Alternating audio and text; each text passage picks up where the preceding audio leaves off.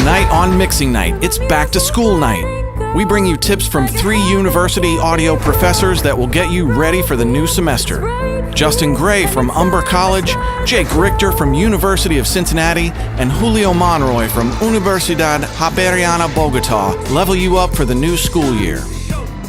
Coburn debuts her new single Super Ugly tonight, and she sings live in studio while Ken shows you how to achieve the perfect headphone mix. We're giving away plugins live throughout the night from Bettermaker, Radix, and Session Studio. Enter to win in the description. Everybody watching can download a 6-level sprint mix from artist Phil Diox that Ken sprint mixes live to start the show. Settle in, fire up your studio, it's mixing night.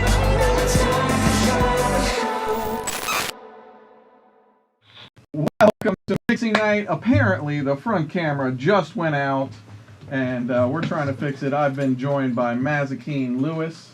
But anyway, what a night we have in store. It is back to school night. I have tapped in 3 professors.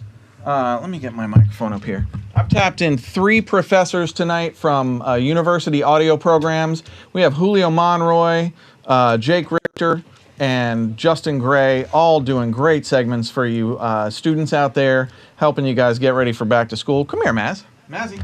Hey, Maz. Come here. Hang on. Let me make sure my dog stays. There you go. Lay down, baby. Lay down. Good girl. You're about to hear some Mazzy scraping on a bone real soon. What else we got? Coburn is joining us in studio for 2 things tonight. Coburn is debuting her first single off of her new album. I think the single, I'm not sure what the album's going to be called, but the single is Super Ugly. It comes out October 17. And she's playing it live for you guys before anybody else gets to hear it. I feel very special. I produced it and co-wrote it along with George Lever. Let's see what else is going on tonight. We're also doing a How to Get a Great Headphone Mix segment tonight with Coburn. Coburn is going to be singing live in the studio with you on the C800G right there. And I'm going to show you guys how to dial in a really great headphone mix, which is an absolute game changer for getting great vocal performances.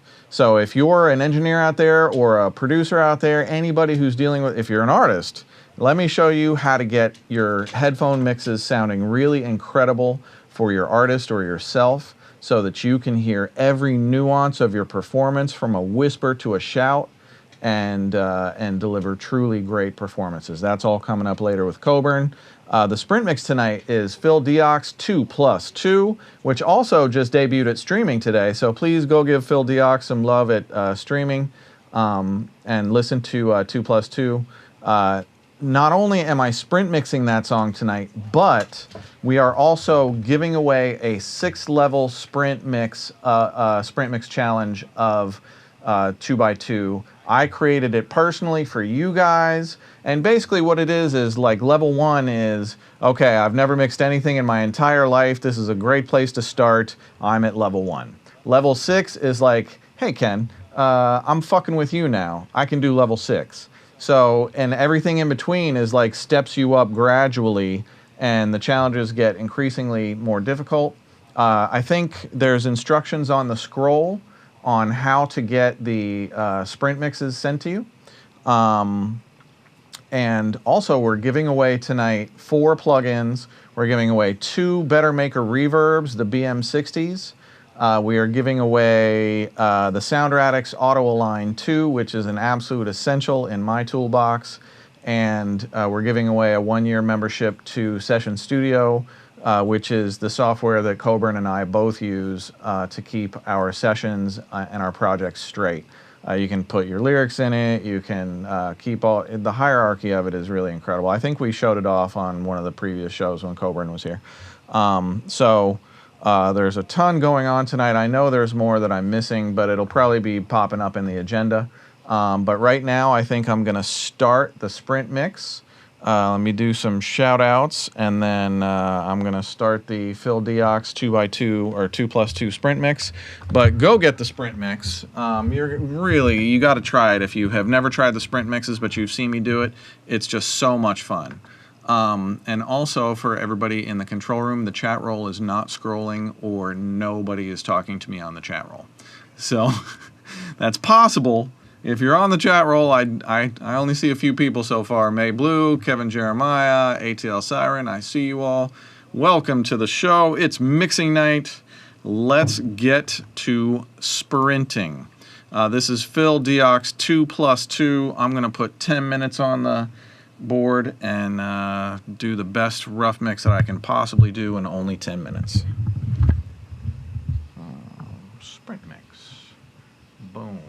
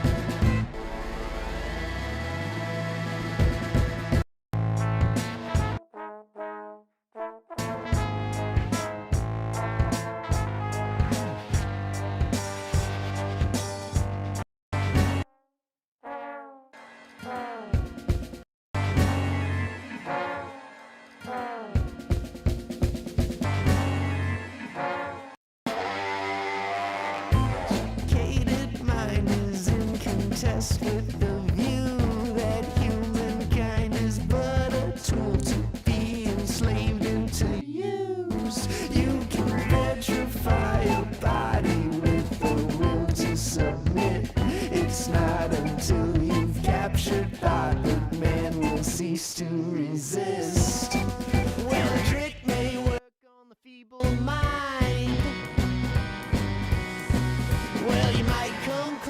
but you'll never trick mine. I know a few things. I only know a few things. I can't count too good. 2 plus 2 can never make 5. 2 plus 2 can never make 5. 2 plus 2 can never make 5. It's a matter of what, it's not a matter of who. Well, the trick, it's a matter of what. Why? We might go take a trip to the past, find out nothing is new. It's a matter of what, it's not a matter of who. Well, the trick may work on the feeble mind. Tide was the final. We might go take a trip to the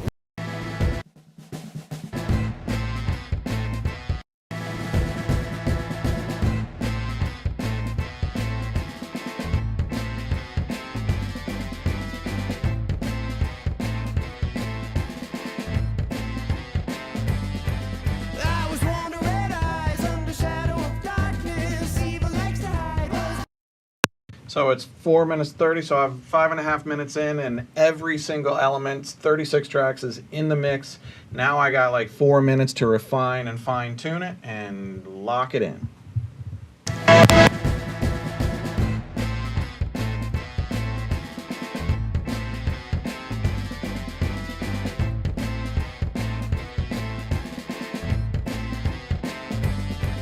I was born to red eyes under shadow of darkness. Evil likes to hide. Was the final we might to the past, find out what's new. It's a matter of what, it's not a matter of who. Well, the trick may work on the feeble mind. You can try real hard, but you'll never trick mine. I know a few things. I only know a few things. I can't count too good, but my fingers don't lie. 2 plus 2 can never make 5.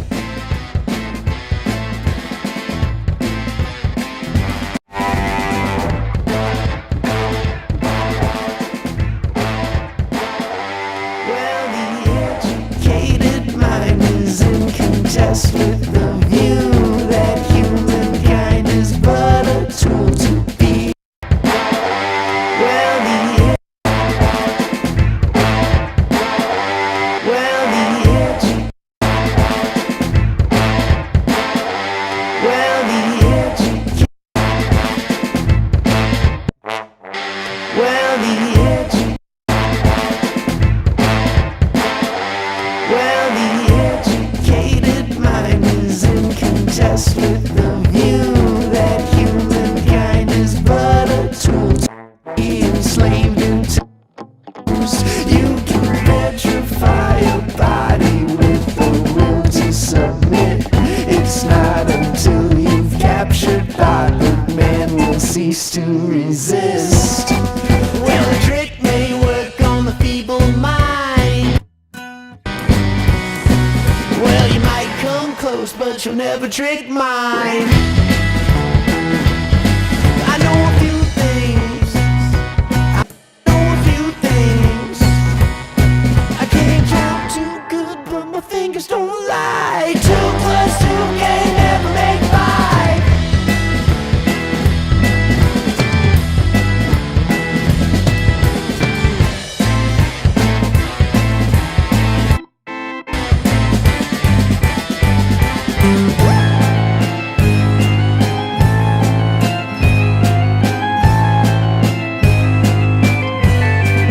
It's not the man who's quick, it's the tongue behind the teeth. Mind behind any strength from which the mind is hung.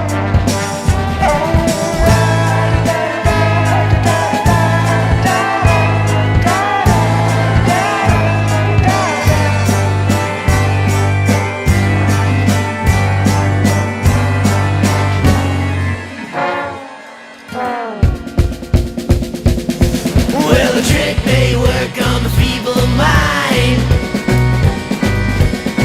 You can try real hard, but you'll never trick mine.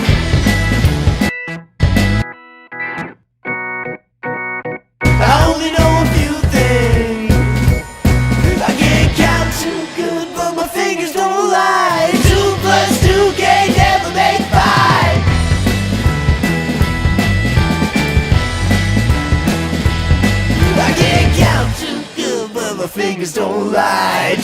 plus 2 can't never make 5.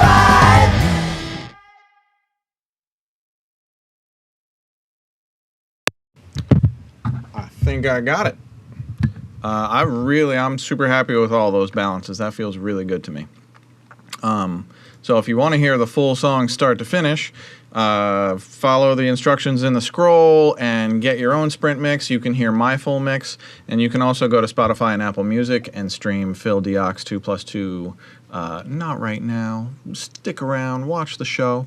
Do we have the front camera back, guys? Do we have the front cam back? Yes, sir. And Hey. chat roll should be good. Okay, let's get to the chat. Okay, there's the chat roll. Holy cow. Kevin Jeremiah, Nicholas Farafontoff. I'll get your name one of these days, Nicholas.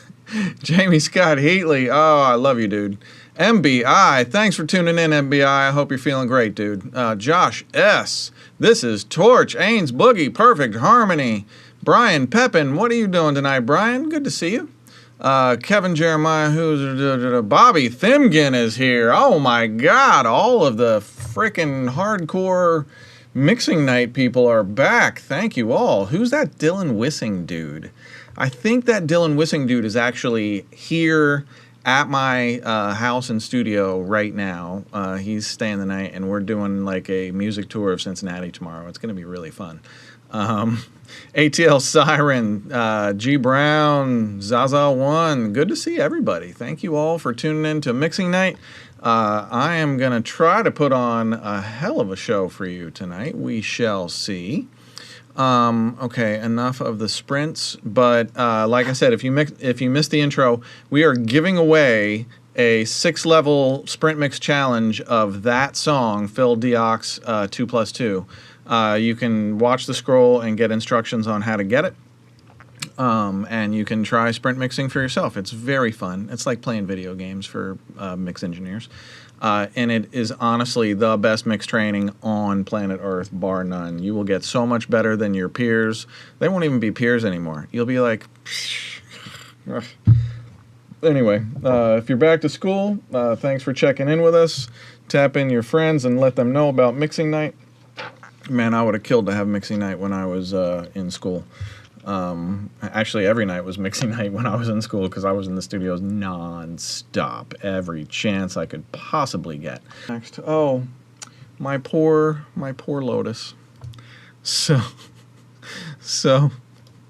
here's my car. I adore this car. I've had this car for 18 years, and I hope to have it another 18 years. This is a Lotus Elise. And I was driving through Hamilton, Ohio yesterday, and I was making a right turn onto a road that should have no oncoming traffic from the left ever. It's actually like pyloned off. You actually have to move inside the pylons in order to get into the lane. So here I'm turning right and about to go onto the bridge, and this car just smashes the front end of my poor baby. And fortunately, it looks mostly cosmetic to me. I don't see any wheel damage. I think the axles are fine. So it's gonna be an expensive repair for their insurance company. But I think my baby will get back to full strength in a month or two if they can even source parts nowadays. Oh my God! You know, it just dawned on me. This is a British car, and there's tariffs. Oh well. Yeah, that's going to be I mean, I'm not paying for it, but I don't know if the insurance company will pay for it. We're going to find out because this baby's got to get back to good. Anyway, I'm fine. I'm a little banged up. My left hip is not feeling all that great today, but I got it x-rayed this morning and everything's fine. So I'm sure in a week or so I will be pain-free, and I might have to get some orthopedic work done on it, but I'm in pretty good shape. So anyway, my poor baby, I hope she gets fixed soon. I absolutely love that car. Literally, she's a 2006. I got her in 2007 with less than 2,000 miles on her. and I think I got about 30,000 on it now. It's a local car, but it's my daily driver. I drive that thing everywhere. Go to Costco, take the Lotus. Absolutely. Let's see. Let's go. So next I'm going to go to Professor Julio Monroy. He did a absolutely fantastic segment. If you're a student, pay attention. And while we're playing him, I'm going to bring in Coburn, and we're going to set her up and do Super Ugly, and then we're going to do the headphones, getting a great headphone mix segment. So let's go to Julio and take it away.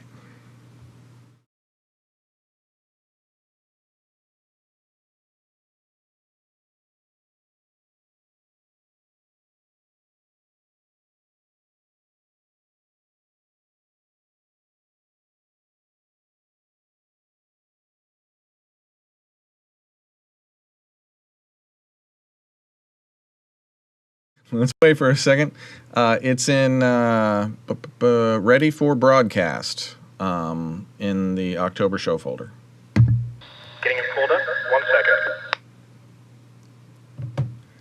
Yeah, we are missing Jonathan Garcia tonight. Jonathan is home sick, and Jonathan, if you're watching, I hope you're doing well, buddy. We all miss you around here, and we did as much show prep as we possibly could without our key man. So a few things slipped the cracks, but we're getting them together. Guys, all right, let's go to Julio Monroy. Hi everyone, I am Julio Monroy, a music producer, audio engineering, and professor at Javeriana University. I'm Julio Monroy, a music producer, audio engineering, and professor at Javeriana University here in Bogota, Colombia. I want to share something I have seen makes a huge difference for students. When you treat your semester like it's already the real world, your results and your growth accelerate. Plan with an agenda and deadlines. In professional projects, missing a deadline can delay a release or cost you a client. You can use apps like Google Calendar, Notion to set mini deadlines. That's how real producers keep sessions alive. So don't wait until the last moment to deliver your homework. Back up everything. I have seen students losing all their work because they didn't back up. So it's very important to back up your projects. You can use Dropbox or Google Drive or whatever you want. You don't know when your hard drive will fail. So this is not optional, it's mandatory. If you lose your work, you lose your homework, you lose your job in the real world. Work in teams. Everyone has different strengths. Maybe I am a good composer and my friend is a good arranger and my other friend is a good audio engineering. Create a team. In my case, I have worked with friends from my college 20 years later. And the audio industry is built in collaboration. So beginning to create a network with your friends in your school, it's very important. Treat all the projects like your portfolio. I'm going to tell you my story. When I was a student, I always delivered my assignments as if they were my portfolio. One day in a class, my teacher was checking my homework and there was a friend of him, a very important producer. And he heard my work and he said, well, I like it. I want to work with you. You want to work with me? And I was like, wow, really? He said, yes, I want to work with you. So 1 month later, I was creating music for TV and media. And I was like, I can't believe this. And this is because I did my homework like it was my portfolio. Be curious. The school is not only the place to do assignments.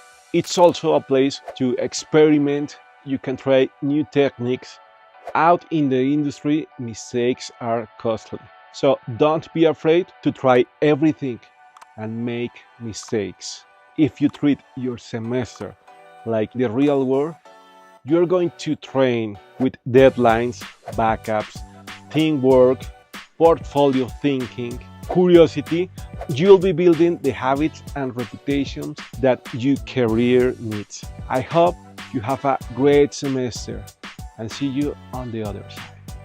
I want to send a huge hug to my friend Ken Lewis. Thanks for inviting me to share this advice.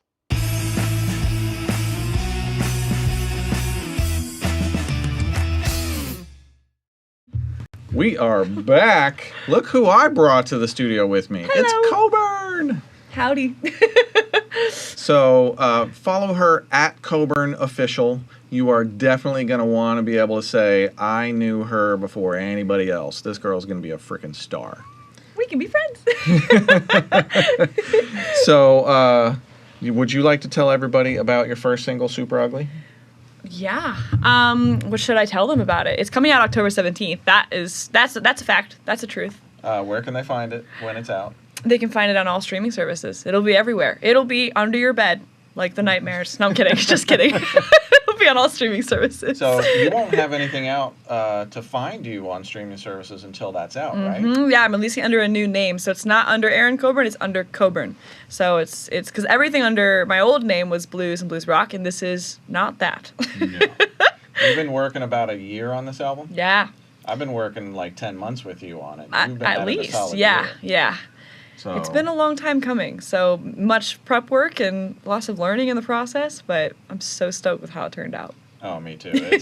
Her album is a beast of an album. Absolute. You're about to hear it, but want to give shout outs to some of the creatives that worked on the album. Most of the music was produced by George Lever and James Sanger.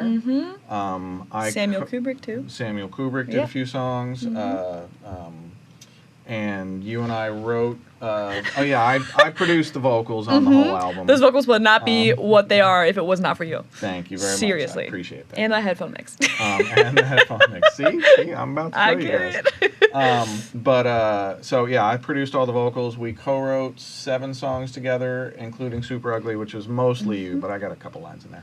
And then you wrote 4 on your own. I think so. Yeah. And 1 with Richie and Baby J. Baby J from Darko US and Richie from a band called Fire from the Gods. So they're both incredibly talented. Yeah. Yeah. George Lever mixed the album, and the legendary Howie Weinberg mastered it.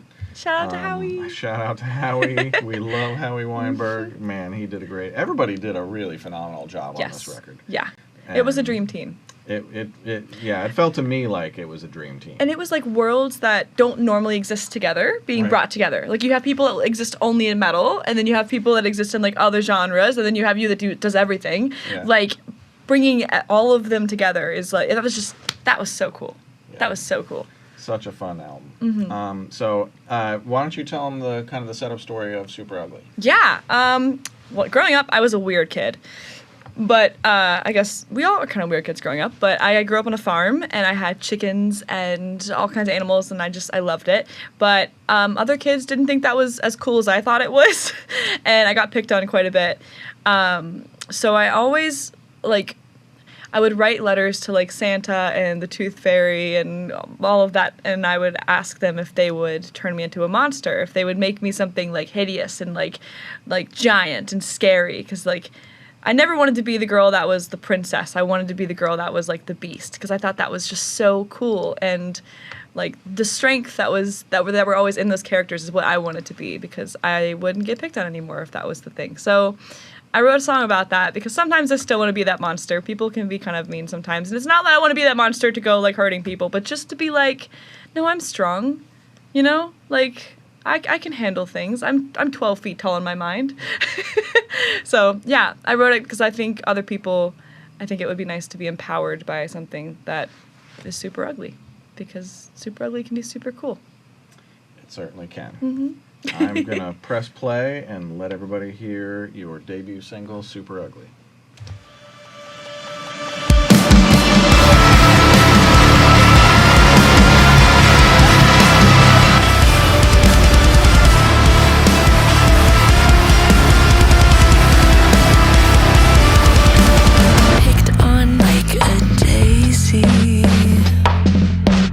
Problem child, where's my tough foot bar?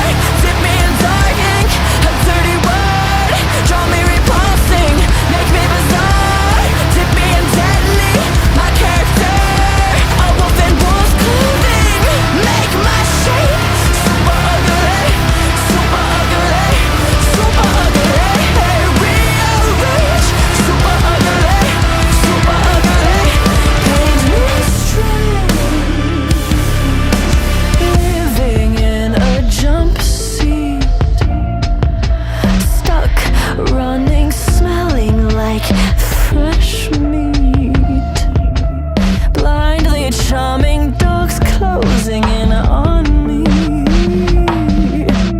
Final mile, scale the skin, wipe the bones, bring me to survival.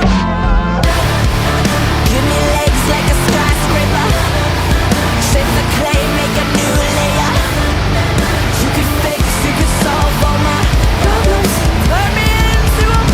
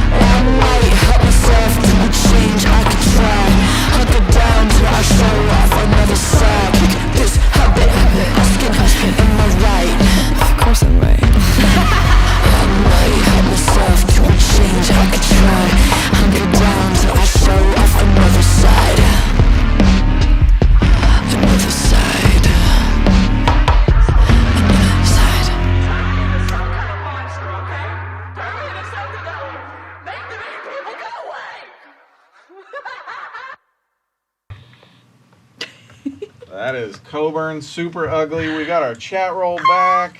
It's actually funny, that guitar solo I wasn't gonna do, and then Ken, I had dropped off a Stramberg here to leave, like, and he was like, I think this needs a guitar solo. And I'm like, no. We kind of like not argued about it, but you insisted, and I was like, no, I'm not doing a guitar solo on this. I saved that guitar solo like multiple times. It almost First got off, yeeted a couple times. That's her playing guitar. She is a fucking savage guitar player. And I was like, look, you gotta, like, people need to know how good you are. So we played that solo. And then it got removed in the mix, and I was like, "What happened to the guitar solo? Yeah, Put that shit back." We were like, "We don't need it. It's just there's a lot going on." And then you were like, "No, put that back." And then we put it back. And I'm like, "No, you're right. You were right." Then I was like, "Now turn it up." Yes. Ken did save the guitar solo, Wow. and I'm glad. I love that. I love it so much. I can't wait to play it live. Oh my gosh, that's gonna be so much fun. People are being so nice in the chat. Thank you. Oh, big! Are you kidding, Nora Hayden? Oh, Nora, it's great to see you. Man, I haven't seen you in ages. Dave hates 808s. Who else is up here? Ains Boogie, Danny Onions, Da Fingers. Someone's name is Onions? Danny Onions, apparently. That's fun.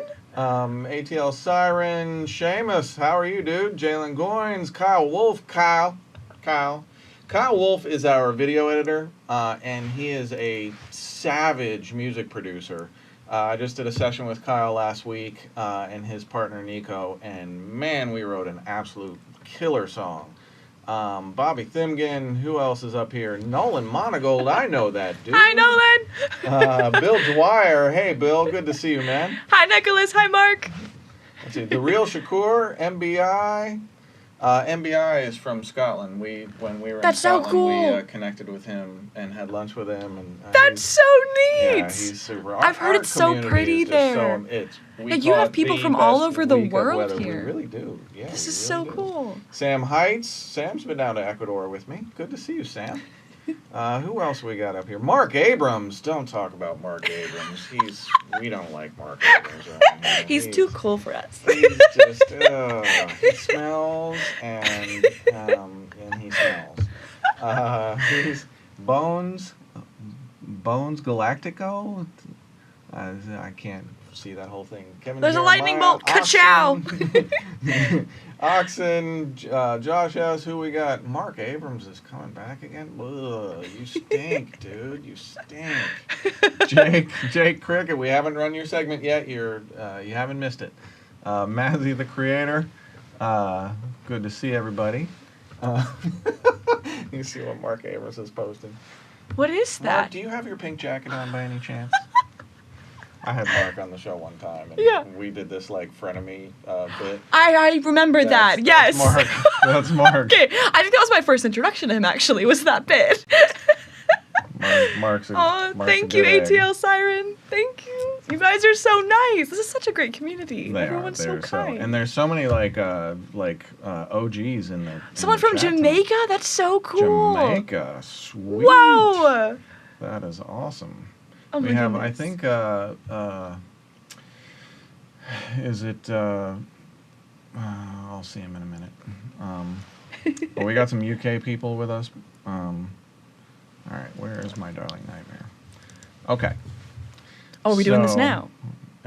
If you're up for it. I'm ready. All right. I practiced. So- No guarantees. So Coburn is going to do a little bit of singing for you, but one of the things that helped make this album special was her vocal performances, which are so next level.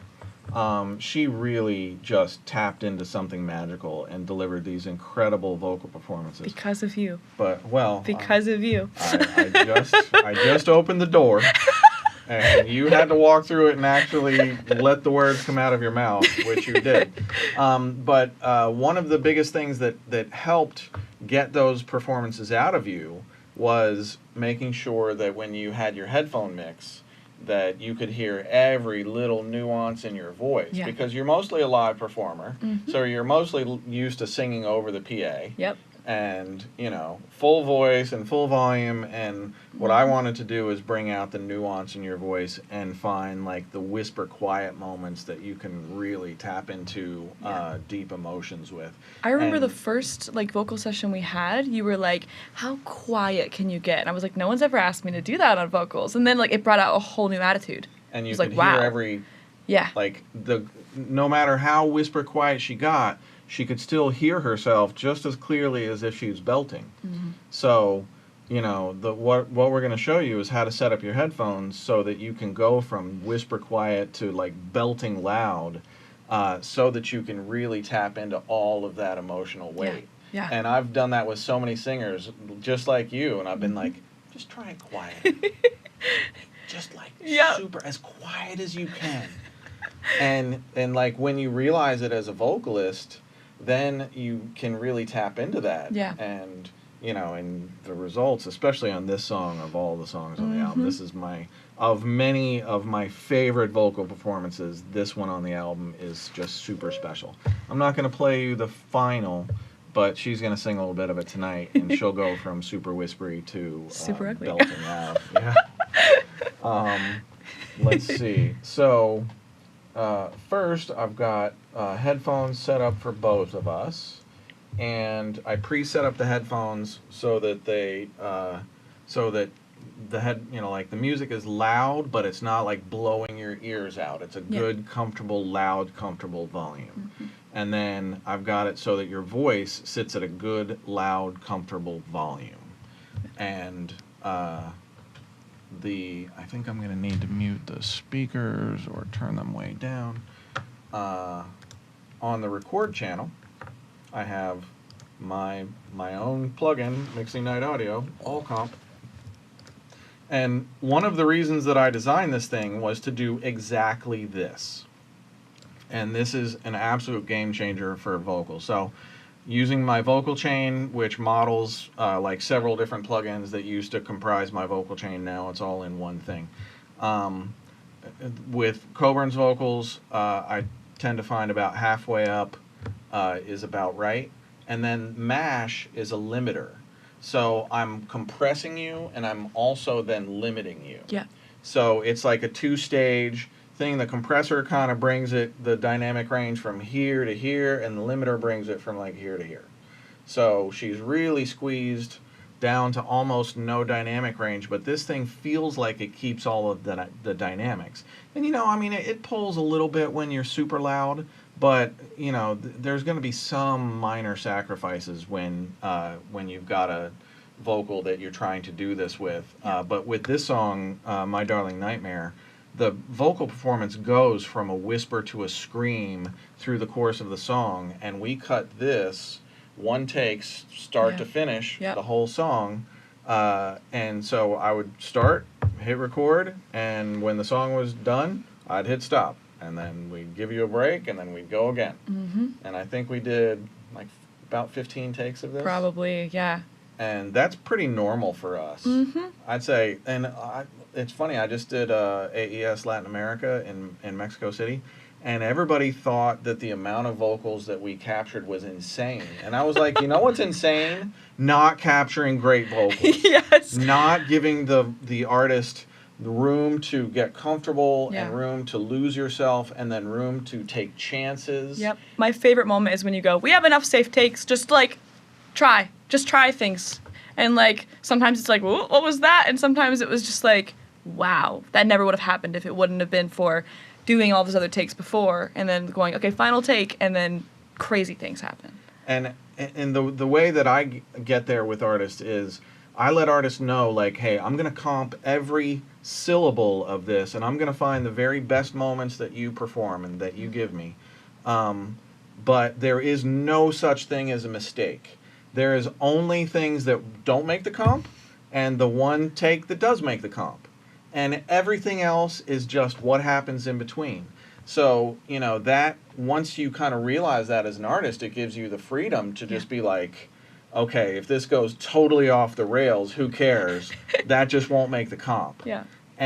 But if you're not totally going for it and really taking chances, then you're not finding the real magic. You create a great environment too. Like I've been in studios before, like a long, long time ago when I was growing up, where like it was fine. The person wasn't mean, like the person that was in the chair running the session, but they were like just not warm or inviting, or they didn't make me feel like, okay, I can try anything. Like if something happens with my voice or like I squeal or something that's like, oh, that was a bad note, like I felt like, oh no, like I don't want to do that again. Right. Versus here, it's like you've created an environment where I'm like, I could try anything. If it goes off the rails, you know what, it's fine. Like I'm comfortable. And I literally say during takes, which I completely mean, I don't hear the mistakes.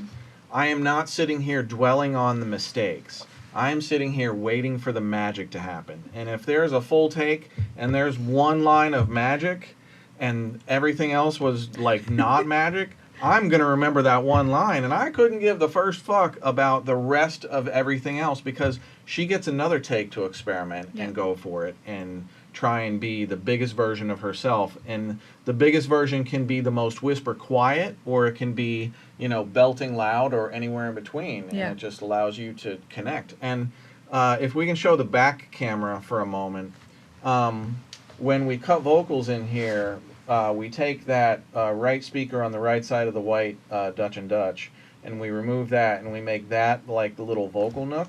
And like if you can imagine the chat roll is a lyric box, then I create a lyric box on the wall right in front of the artist so that her lyrics are right in front of her. She has a safety net if she needs to see them. And then I project around you just whatever is either inspiring you or gets you out of your head. Which for this song was Pennywise the It Clown. So it was. We won't go into the story on that one yet. Well, I'll tell you that. So I Googled on YouTube, scariest scenes from It.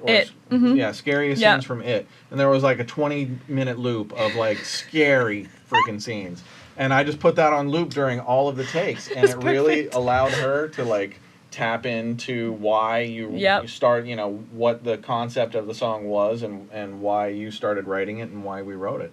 Yeah. So before I put Coburn behind the microphone, I'm just going to show you guys a little bit of how I get to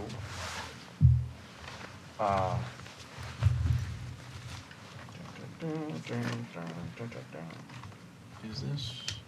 Yes. Is this thing on? Check. Mic check, 1, 2. Let's see. Check. Okay. Okay. I think you guys can hear that. Might mute the cloud if it's not muted. So the key to this is that I can go from an absolute whisper to an absolute scream! And it's almost the exact same volume.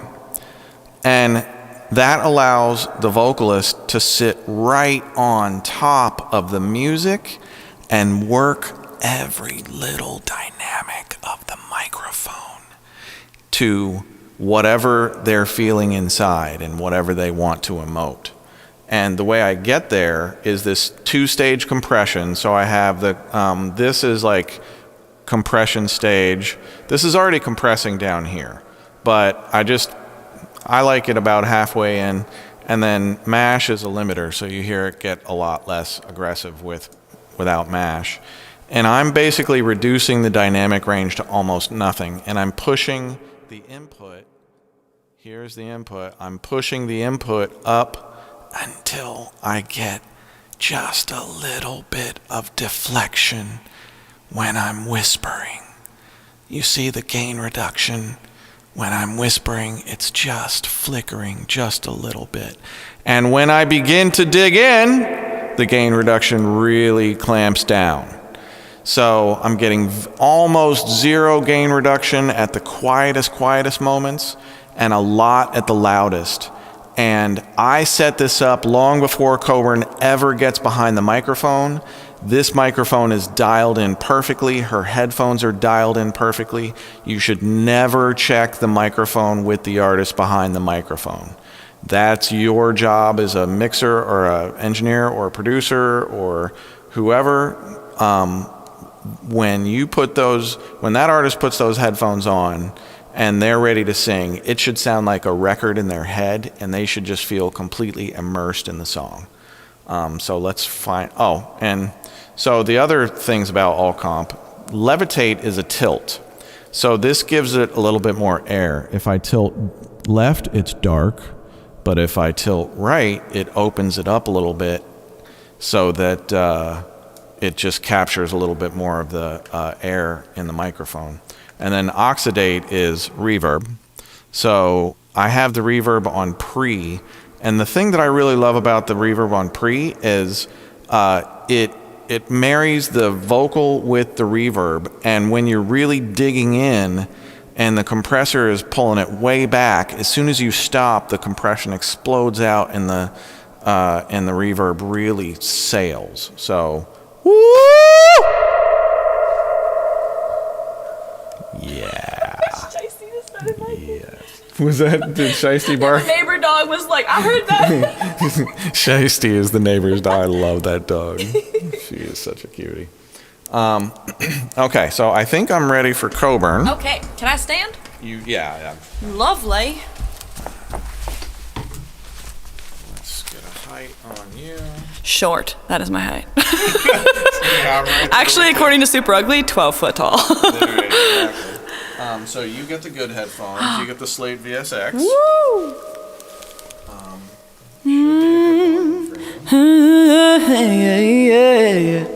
Can I turn my overall volume up just a smidge? Thank you. Yay. Gibberish.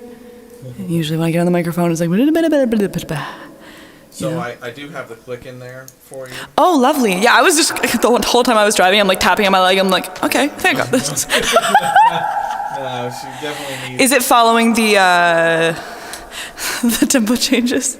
I believe so. Okay, because this one has a tempo map that is like a hike in California. I basically dropped the final instrumental into our original vocal session. Oh, sick. So it should track. Okay.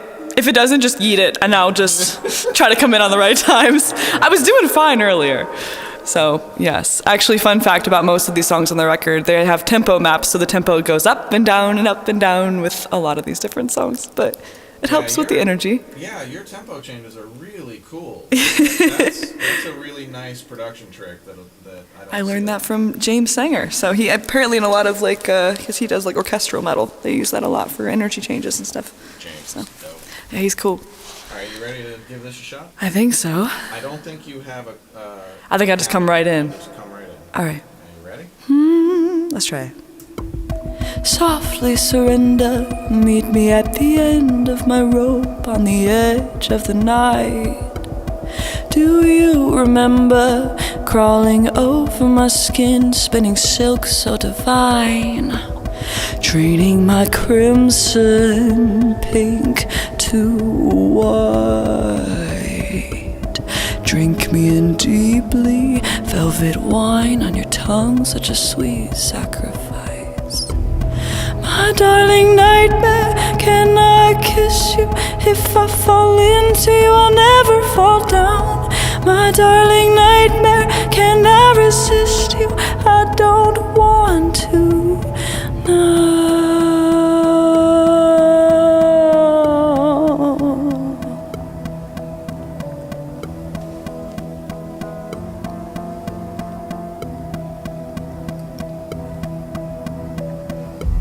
Symbiont senses, with your invitation, can we bridge the divide? Energy endless, feel your insulation till the flight turns to fight. From under my bed to deeper inside, you're the fear I can't deny. My darling nightmare, can I kiss you? If I fall into you, I'll never fall down. My darling nightmare, can I resist you? If I fall in love with you, I might not be afraid. I might not be afraid.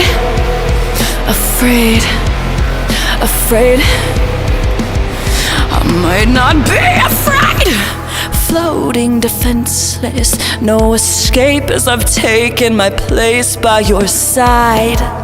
Open my senses, masquerade as the prey while I sharpen the knives. Carnage and mayhem I crave tonight. You're on my carnival ride. My darling nightmare, can I kiss you? If I fall into you, I'll never fall down. My darling nightmare, can I resist you? If I fall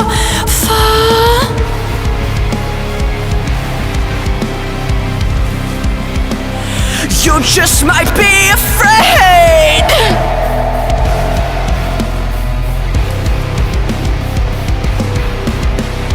How do you like your song when it's played on you? How do you like your song when it's played on you? Weapons down! I invite you and make a place for you to stay with me. How beautiful of a scar you are. Weapons down! I invite you and make a place for you to stay with me. How beautiful of a scar you are.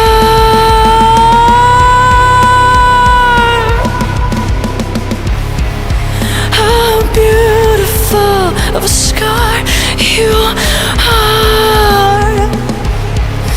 How beautiful.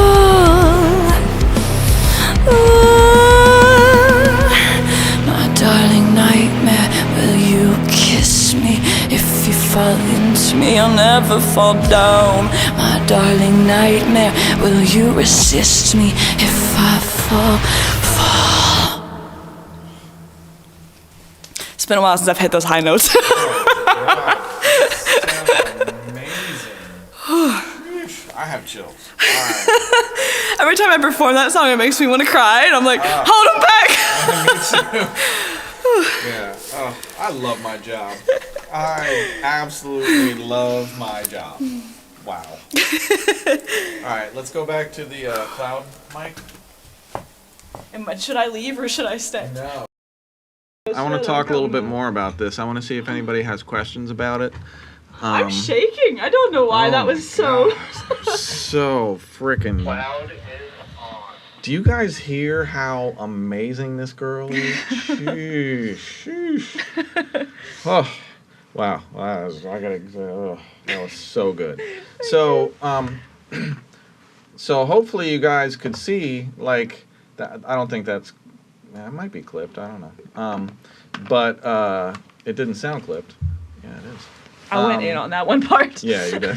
But you see the range from, and I think when we were taking takes, you were even quieter than that sometimes. I think so. And I mean, that's got to be a dynamic range of 20 or 30 dB, but you just sat right on top of the mix and the vocal the whole time. And my favorite thing is like a lot of these, like even here where you go from belting loud to softer, belting loud to whisper quiet, and you could really work the nuances of loud, soft, soft. And the way that brings emotion out in a performance is just like... I want that for live. I want to be able to have that in my in-ears and just not have to worry about, because that is a struggle of like getting over the band.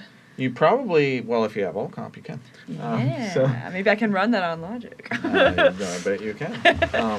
Actually, my friend Ken Pooch Van Druten, who he was Linkin Park's front of house for their whole career until Chester died.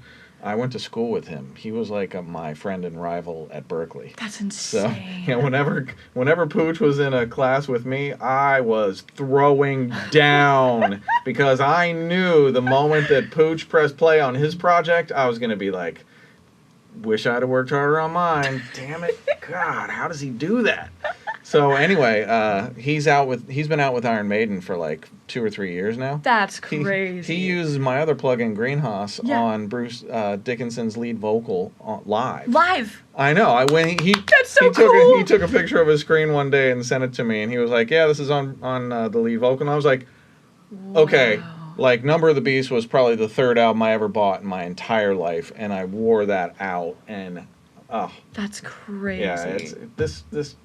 Okay, whoever gets for front of house, I'm gonna have them put ALLCOMP on my lead vocals, and I'm running my in-ears, so I'm gonna make sure that ALLCOMP goes on them. I predict one day Pooch will be running front of house for you. That would be crazy. I would love to see that. I just want to meet them. Let's see. Are there any questions for Coburn before I give her the boot? Thank you for the kind comments. words. Yeah, I'm reading the comments now. This is super Someone nice. said you can't find singers like this on Craigslist. I'm putting screams in my beats now. Yes, you should. She wasn't even screaming. I didn't do as many screams tonight. My fry screams are really fun, and fry screams are so much more quiet than I think people expect. They really are. I had no idea. That's the thing is, like, when I do fries, they're kind of not whisper, but they're a little bit above a whisper, so I can still hear them, like, above a whole band when I'm doing that. Yeah. Yeah, compression with screams, I think, is so important. So, let's see, who else you can't find singers like this on Craigslist. I was laughing about that. Well, actually, how I found her was Reddit. I put I didn't even know. Yeah, when I stalked you for like 8 months and just made sure that you were actually the real deal that I thought you might be. But yeah, when I first moved back to Cincinnati, I put a post up on the Cincinnati Reddit thread. I was like, all right, Cincinnati, list every artist in this region that has any chance of going national. And there was like 60 artists at least, and I listened to every single one of them, and somebody was like, you should check out Aaron Coburn. So I did, and I listened to Sleeve was the first thing I listened to, and I was like, okay, not ready yet, but I really like what I'm hearing, and I'm going to start just following her and seeing what she does. And then you were just like this, your personality was just so infectious. I was like, this has got to be an act. This can't be the real her. And then after a while, I was like, it must be the real her. So then I met you, and I was like, it's the real her. I don't know how. My cheeks hurt from smiling. I know. This is really her. It's just, I mean, she just is a joy to be around and to work with, and yeah. Thank you. So are you. Oh, thank you. I appreciate that. Ben Kruger asks, Coburn, what is something that you can tell us about your songwriting process? It's different for every song. But actually, with this record, because I started a year ago, I watched in real time the songwriting process change and like evolve and develop, especially as I was learning from Ken and from George. And one of the things I learned from George Lever that was awesome was to put down the guitar, because which is kind of weird to say because the guitar has been a big part of my identity for a long time, and I know with a lot of rock artists it can be, but a song doesn't always have to start like that. Start a song with something else. So like I was playing around with like vocal chops and like different effects, and actually it helped me like come up with cool things during my process. So I think experimenting with your songwriting process is like really important because you get different outcomes every single time. And yeah, and also learn from people. Seek out mentors because that's awesome. I think when we would go into lyric writing, a lot of times you would come over and we would just talk about your concepts and what you like, how you were feeling about it, and what you wanted to get out. And your left page, right page lyric thing was game changing too. Sweet. Yeah, like that was awesome. Do they know about that? Yeah. So when I write songs, I have like a blank sheet book, and my left side of my page is vomit out word. It's like word cloud ideas. It's not lyrics. It's not rhyme. It's just like any word that inspires me about what we're trying to write about. Yeah. And then I keep the right side of the page to try and write actual lines. So left side is like vomit out ideas, right side is try and consolidate those ideas into more thought out thoughts.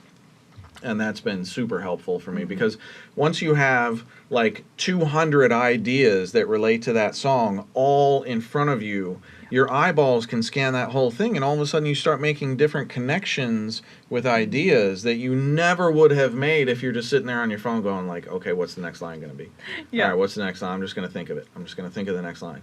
No, I'm trying 20 combinations a second in my brain and going just like this word and that word and that. Oh, look at these. These go together. Oh. Yeah. And when we found some of those words that were like, whoa, no, that's the one. It went from like the demo where had like the words that were like on the phone to like the words that were thought out or like replaced or, that really felt right. Immediately changed the vocal performance too. It was like, wow, I can put my heart and soul into this because this is like, I can connect to this, really, really connect to it. Yeah. But yeah, back to one of my favorite things was that we just really got to talk a lot before we actually started trying to write, just so we could like creatively get on the same page, and I could really tap into your emotions and what you were thinking and feeling, and then try and write from your perspective along with you, as opposed to just trying to throw in my lines. Yeah. So. I felt heard. Well, that's quite a compliment because, man, you're going to get heard. This album is, I think, this album Brian is asked great. when I go on tour. I hope soon. I'm getting a band put together, and I think the spring of 2026 is going to be the beginning of the Coburn tour. So we'll see. Yeah. When Super Ugly drops, if you stream it, it helps. It does. And playlist it and save it and like it and all of those things. We're independent. Yeah, they really, you don't understand how much you can help an independent artist by simply following them on Spotify, by listening to their songs start to finish and then adding it to your playlist and liking it. Yeah. All of those things work that algorithm like crazy, and enough people do that, all of a sudden you start getting added to the algorithmic playlists that are auto-generated, and but only if the song resonates with you. If it's not your thing, that's okay too. There will be others. There will be others. Yes. We say, Nora Hayden. Hey, Nora. Nora Hayden asks Coburn, I've always wanted to learn how to scream like that. How do you do that safely? I learned from a lot of different people, or at least, okay, not a lot, but like a little collection of people. I started with Melissa Cross Zen of Screaming, and she has like Zoom courses, and I got on there with like a group of people, and we were meowing to each other in the phone. If you take her course, you'll understand what I'm saying, but there are different types of screams, like fry screaming and false chord screams, and then you have hybrids and all that stuff, but it's really interesting, and I actually started diving into it a lot this year, because it helped me as a singer too, like feel what different things are and like placements and stuff. And yeah, I mean, people think that if you scream, you're going to ruin your voice, but if you scream correctly, you won't. There's also a good video if you're not squeamish. There's a screamer artist called Will Ramos. He sings for this band called the Lorna Shore. Oh, yeah. And he's so good. And the sounds he makes are unreal, but they have like a throat scope of like him doing these screams, and you can see the inside of his throat and like what his like vocal flaps are doing and stuff. It looks very strange, but it kind of helped me see the visuals and stuff. But yeah, Melissa Cross, Chris Lipe has a course with Will Ramos. Yeah, there's a lot of great resources, but that's how I did it. And Mongolian throat singing. Are you able to do false chords? Like now, or is that too strenuous? It's been a while since I've done them, but yeah, I can do them. Can you show them what a false chord sounds like? Oh God, this is what, okay, I just learned how to do these recently, but like, I haven't done it in a while. Hold on. So at first I warm up I do like the Mongolian throat singing, you put me on the spot here. And then I can go, you sigh, you can get lower, and like you kind of have to play with the airflow, because if there's too much air coming out, you're gonna know. But like the really good screamers can get like the tone, so like yo, and you can come in like talk yo, and you can just keep talking and interrupt it, and then you can go in fry screams. Like you know you're doing it right when you can just keep talking, or do it for, we did it for like 60 takes for some of these songs. Like if you can do it that much, then yeah. And can you demonstrate a fry scream? Fry screams are quieter, so that won't sound right probably in this mic because there's not a lot of compression and stuff, but it's like you do the meow, meow, meow.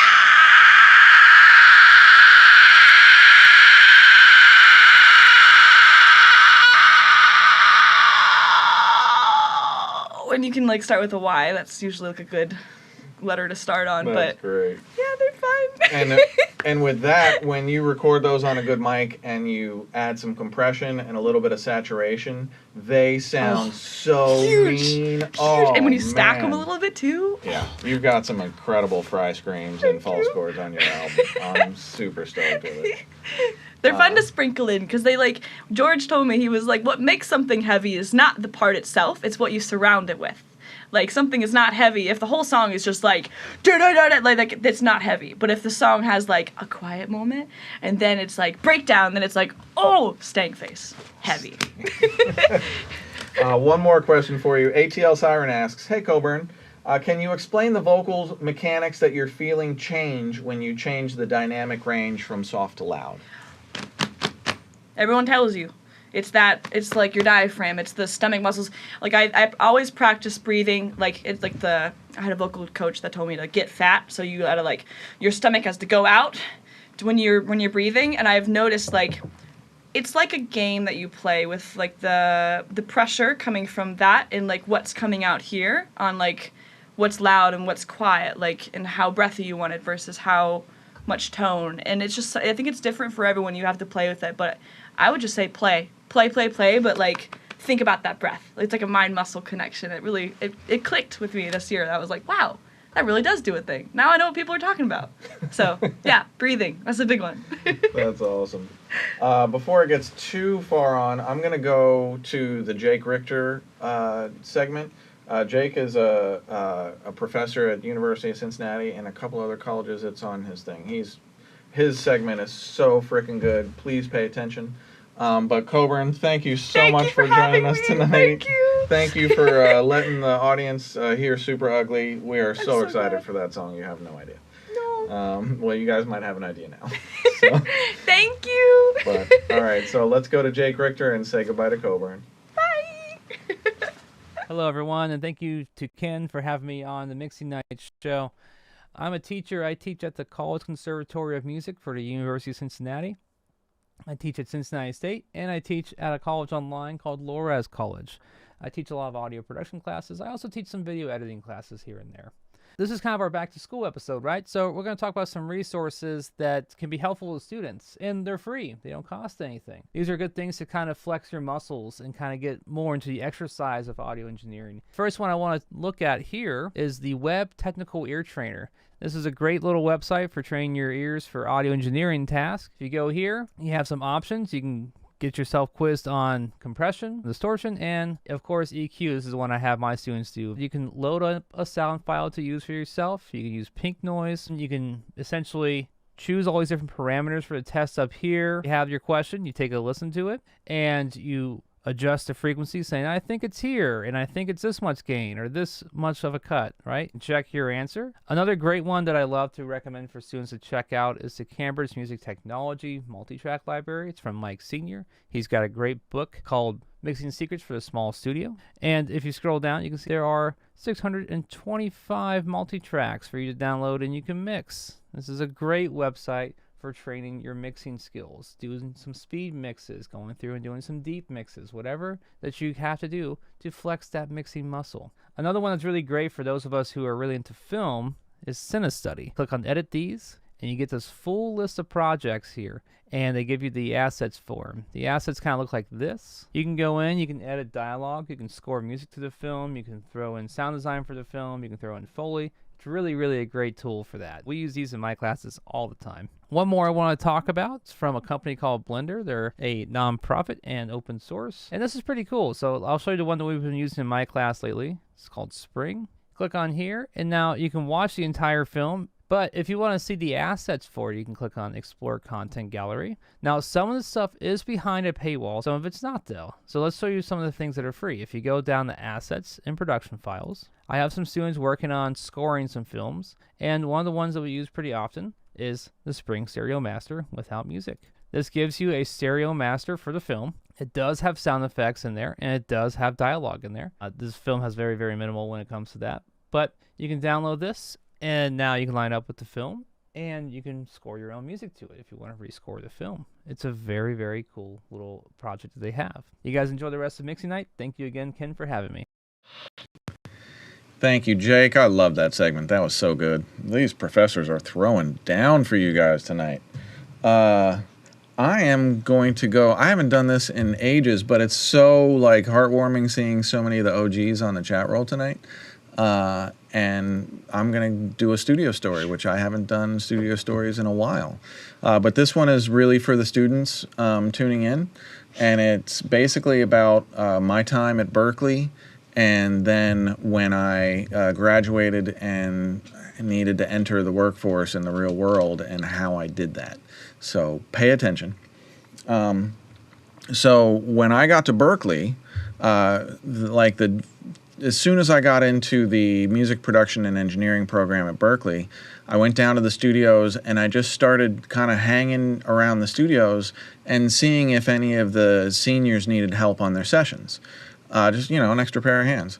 And there was two seniors, Dante Gioia and Larry Philibaum.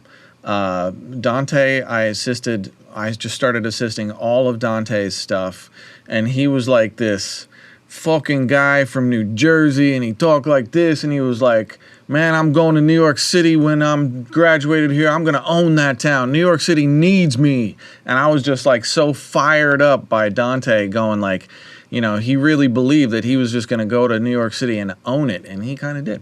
And when he graduated, he went to New York City, and he got in at Hit Factory, and he was working on like the cream of the crop sessions at Hit Factory. He got to work with the Rolling Stones, all of these people. Really incredible. But then he got sick, and he left assisting, and he went into studio management, which I did not know. And when I was at Berkeley, I did 3 internships at studios. My last internship was at SoundCheck Recording in Boston. And SoundCheck has a sister studio in New York City. And so I sent a resume to SoundCheck New York City, and I booked like a trip for interviews. And I'm sitting in the lobby in SoundCheck waiting for my interview, and who walks right past me but Dante Gioia? And I'm like, I didn't even recognize him. He used to have long, like way longer hair than I do now. And he had like short hair, and he was, you know, clean cut and looking good. And he was like, Ken Lewis? I'm like, Dante? He's like, what are you doing here? Are you trying to get a job? I'm like, yeah, I'm about to interview with the owner, Rob Cavicchio. And he says, wait here a minute.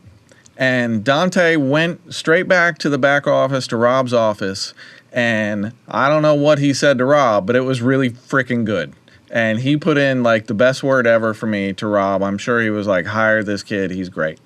And so then I went back and I'm interviewing with Rob, and Rob tells me, he's like, Dante came back and he speaks very highly of you. And I also called Soundtrack Boston and asked them, how did he do it in his internship in Boston? Should I hire him? Should I not? And they had great things to say about you. So I'm going to hire you, and I'm going to give you this much as a starting salary, and I'm going to give you a minimum guarantee so that even if we don't work you for a week, you at least make this much money.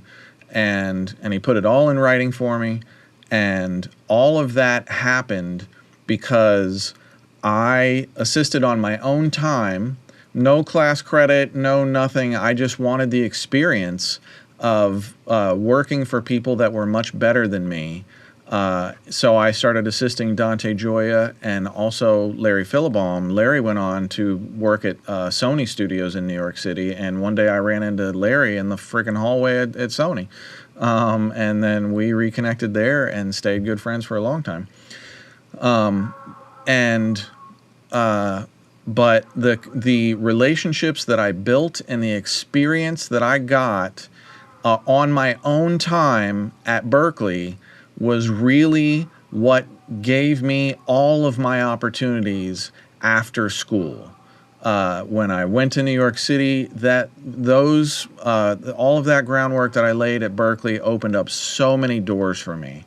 And I mean, who knows? I may not be sitting here with the career that I have if I didn't start assisting for Dante Gioia on my own time when I was a newbie fresh into the program and he was a senior ready to graduate. You just never know. So look for those opportunities.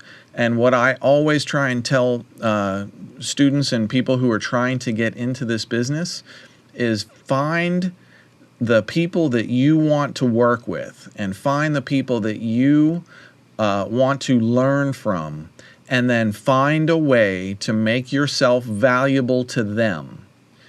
And don't look at it like, what can I get out of this? Because you're going to get great things out of it. Look at it as, how can I do whatever I need to do to help this person level their own stuff up and and stay out of their way and be a fly on the wall and just learn every single thing that I can. And that's what I did, and it super paid off.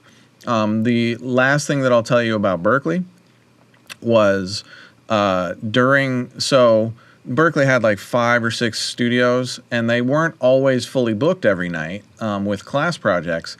And whenever one of the studios wasn't booked, students could book it out for that night, and you could just do whatever you wanted in there.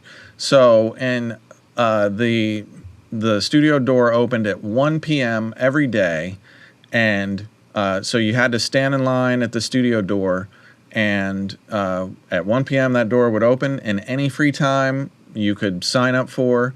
So I was always first or second in line every single day, getting extra studio time on my own time, just doing whatever sessions I could. Whoever wanted to work, if nobody did, I would just go in and mix something or, just be creative.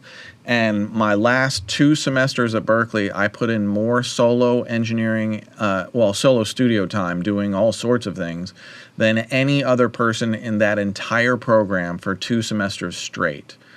And that was just, I didn't realize at the time that I was preparing myself for the real world. Like, that's the hustle that you need in the real world. I just knew that I loved being in the studio, and that's where I belonged, and that's where I always wanted to be.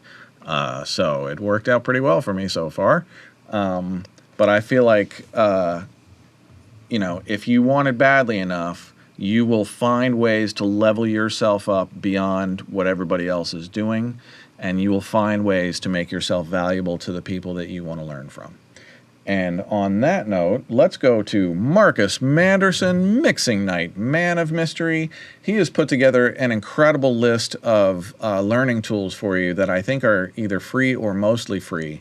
and check this segment out. It's so good. Take it away with Marcus Manderson.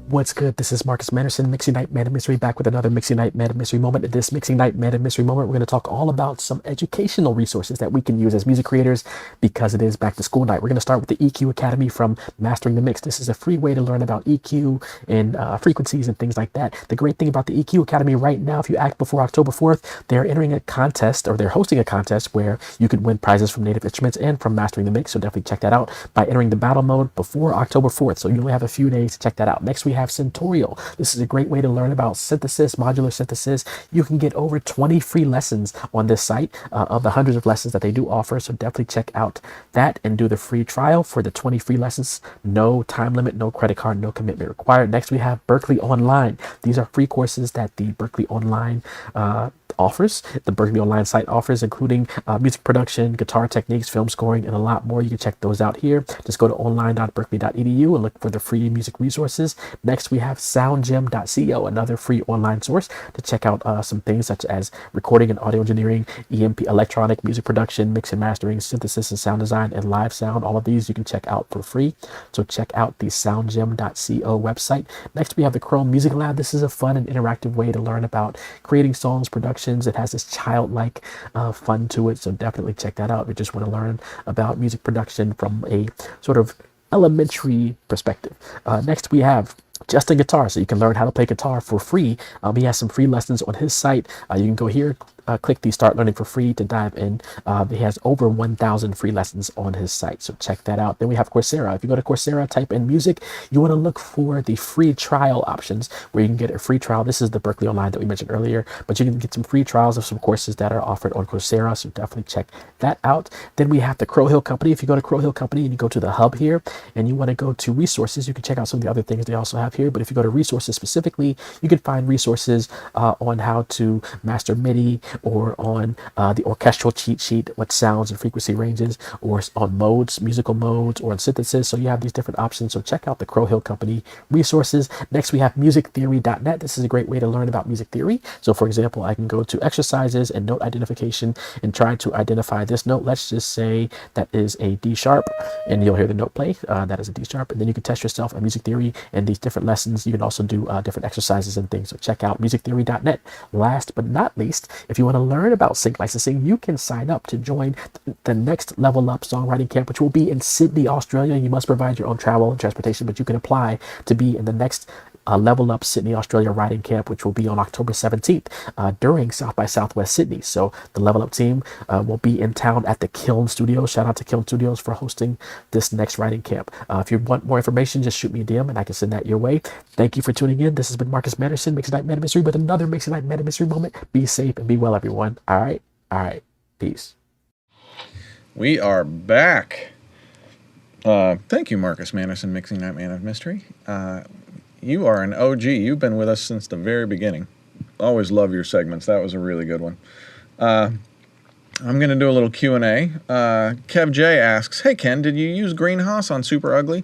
I did not mix Super Ugly. George Lever mixed Super Ugly. So I didn't have the chance to use it. But I'm working with this brilliant Indian artist right now named Anushka Sen. And I used GreenHAAS on her lead vocal on the song that we are finishing up now, and it sounds so good. Oh man. So yeah, I use GreenHAAS on lead vocals and backing vocals all the time. It's it's not a sound that works for everything, but when that works, it's so money. Graham Playford asks, hey Ken, how do you deal with artists who are sensitive to compression on their voice when recording? And this question was inspired by the amazing insights in the vocal tracking guide from last month. So Graham, well, first off, so the Coburn song, you got to realize, was a whisper to a scream, and I wanted to capture all of that in single takes. I didn't want to divide up the song into, quiet and loud. But if it's like a song like Super Ugly, where the whole song is basically loud or medium loud, then you don't have to set such a wide range of tolerances, and you can be a little bit more gentle with the compression, and just make sure that it's sitting well right on top of the music, at whatever dynamic range it is. But it's, in your situation, I would work to explain to the artist the benefits of having the ability to play with the dynamics. And you can't get that without a significant amount of compression. And if you heard Coburn's performance and how she was able to go from loud to soft in the middle of lines, and loud, soft, and the way that brought out such a powerful emotional component.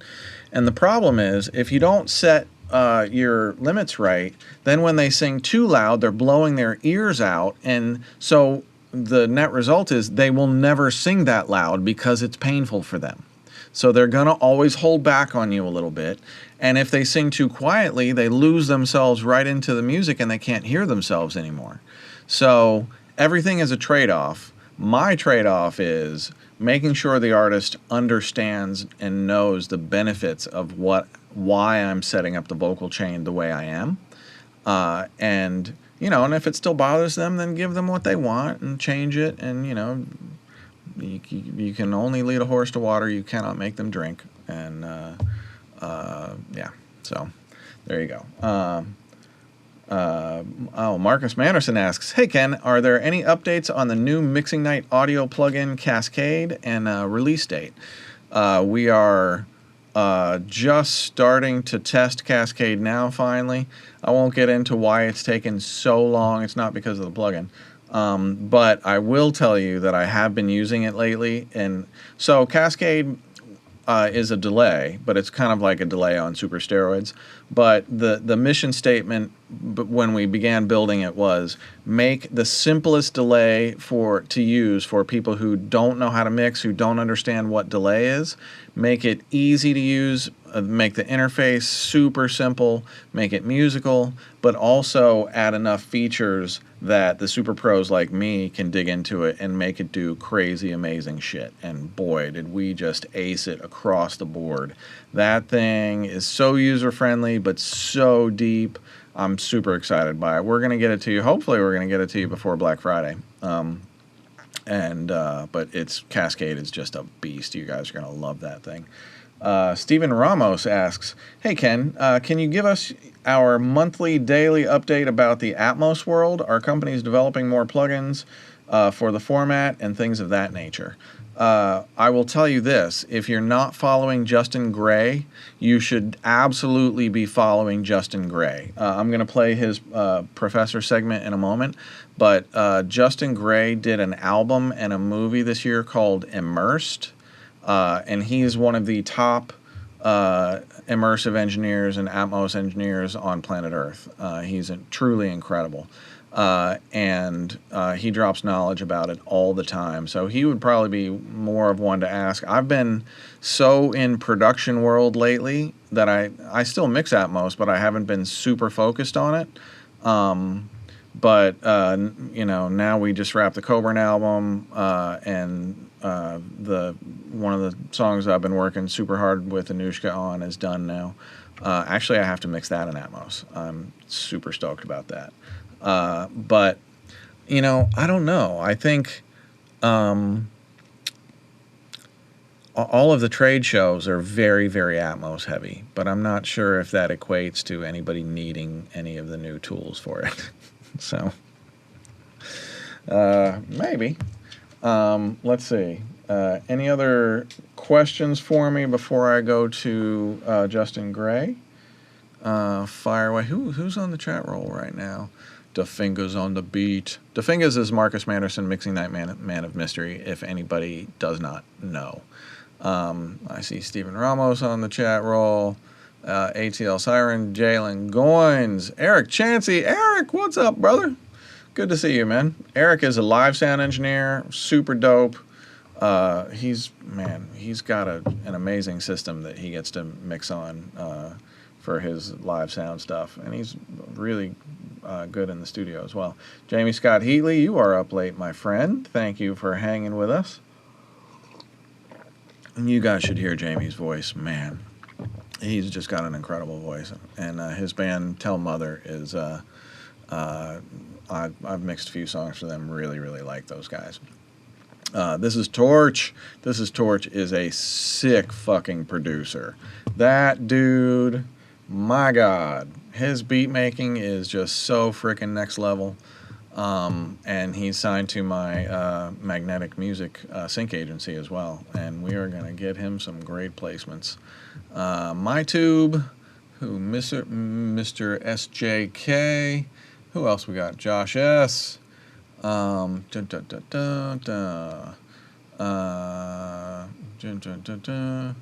got any other questions before I go to Justin Gray? Can we get an AAX DSP for ALLCOMP? Don't we? Don't we have an AAX? I mean, it works in... ALLCOMP works in Pro Tools and Logic and virtually every other system that I'm aware of.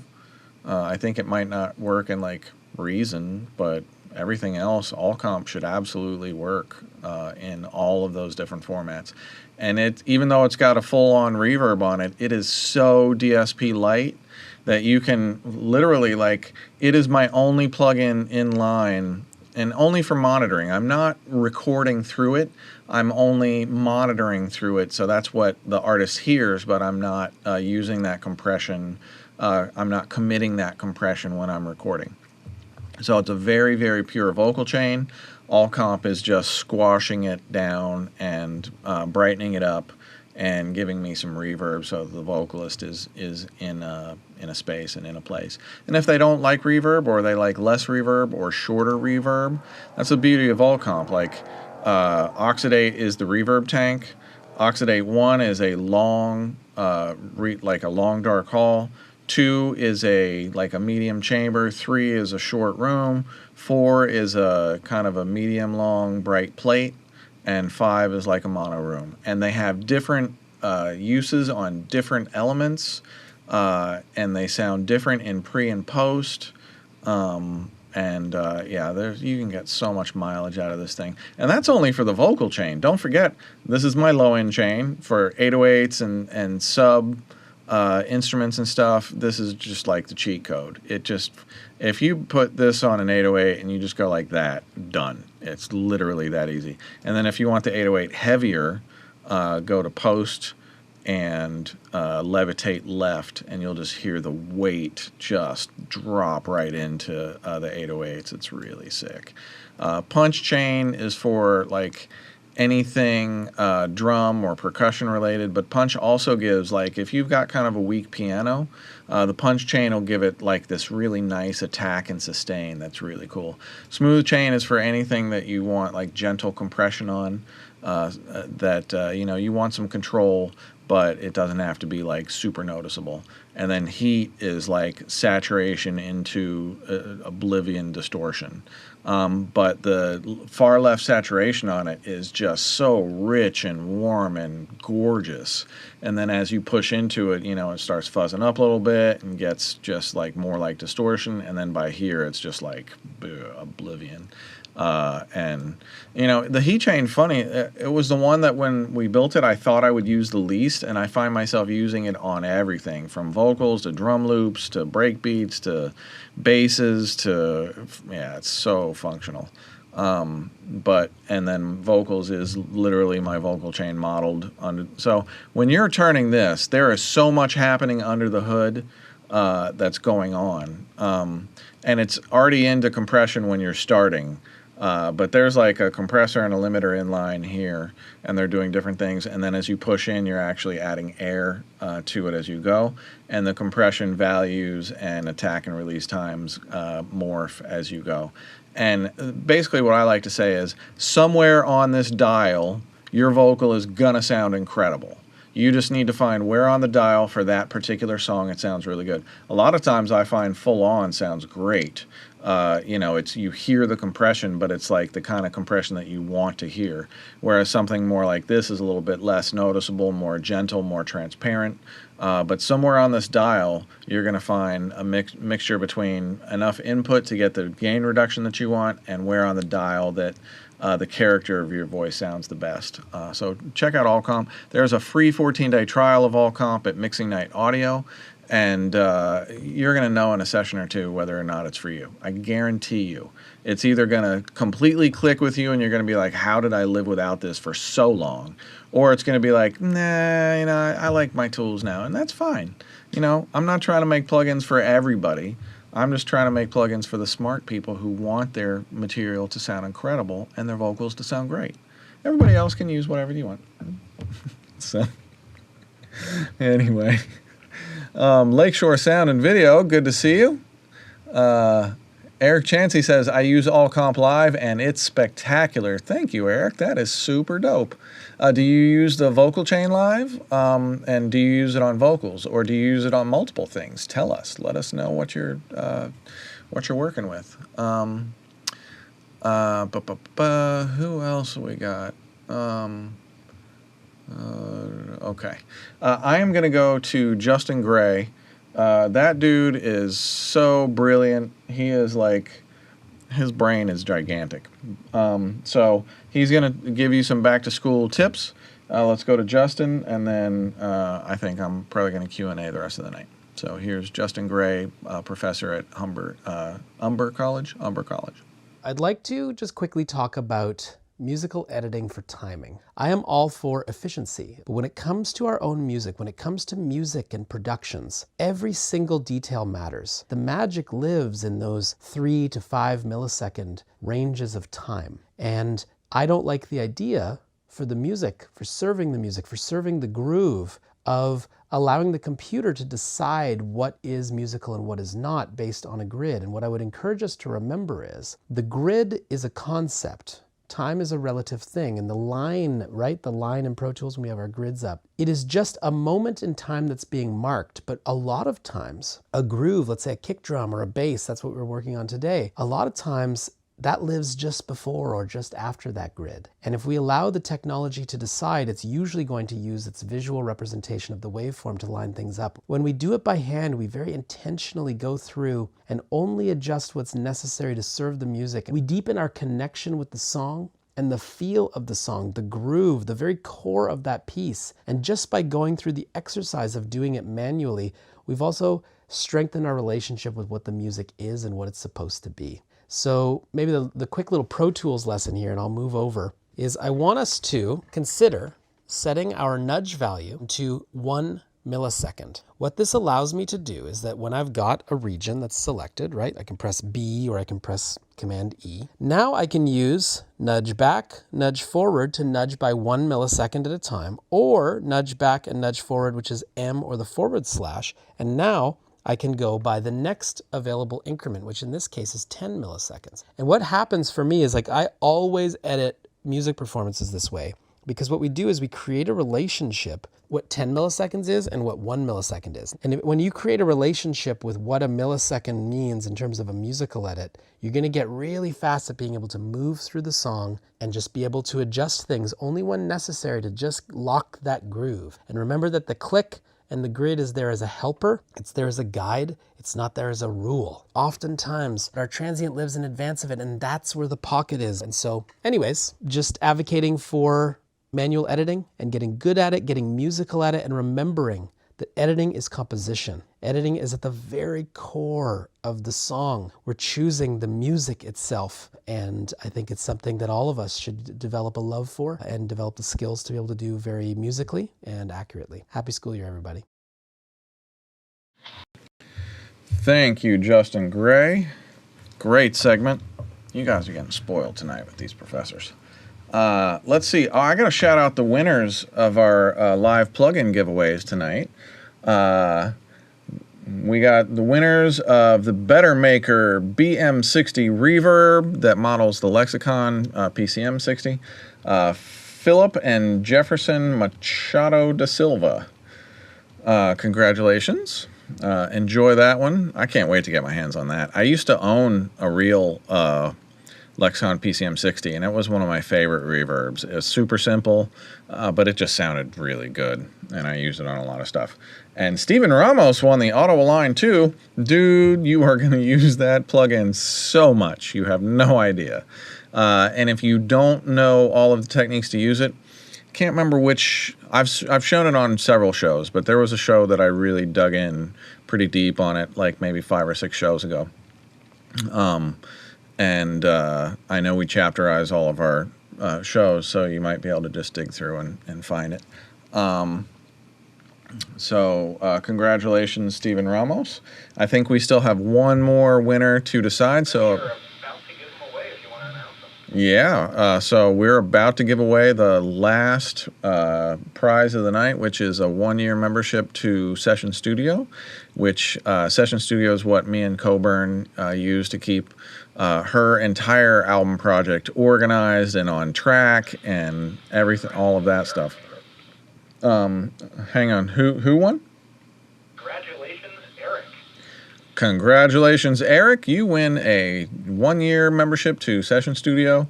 Eric, if you make records, Session Studio is gonna make your life so much simpler and easy. And if you're a songwriter, like it's got like you can put your lyrics right in there. You can update them, the whole nine. It's super, super convenient. All of your audio can live in there. So congratulations, Eric. Congrats to all of our winners tonight. We will try and get you those out before the end of the week. I'm trying to get better about that. And if you haven't gotten the 6-level sprint mix tonight, the instructions are on the chat roll.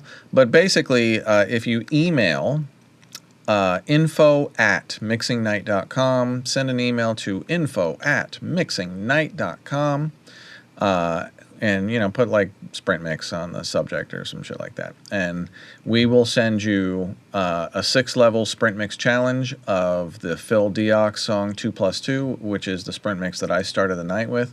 Super fun song, super fun challenge. You can listen to my mix of it and then try your own. And if the 6 levels are basically level 1.